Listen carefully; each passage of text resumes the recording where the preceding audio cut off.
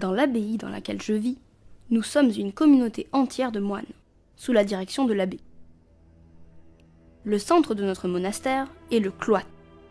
C'est une cour fermée, bordée de galeries couvertes.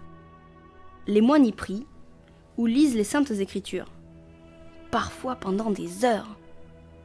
Si l'abbaye traverse de nombreuses catastrophes au fil des siècles, les locaux seront toujours reconstruits et entretenus. L'abbaye forme un grand ensemble où chaque pièce tient un rôle bien particulier. Ben tenez, je vais vous expliquer comment elle fonctionnait au XVIIe siècle. Au rez-de-chaussée, l'aile ouest accueillait les chambres des officiers de l'abbaye, c'est-à-dire les moines qui gèrent, organisent la vie quotidienne de l'abbaye. Elle comportait également l'entrée et une pièce pour accueillir les visiteurs. Dans l'aile sud, on trouvait des chambres pour les invités, l'infirmerie, une chapelle et un dortoir.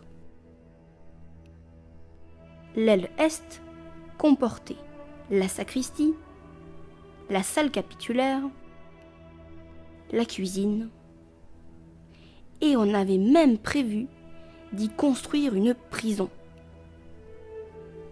Dans les étages au sud, on stockait le blé dans des pièces nommées mirandes, qui servaient aussi d'observatoire.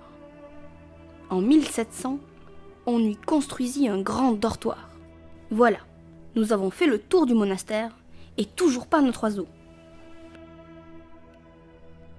J'allais oublier quelque chose. Voici la porte de la salle du trésor.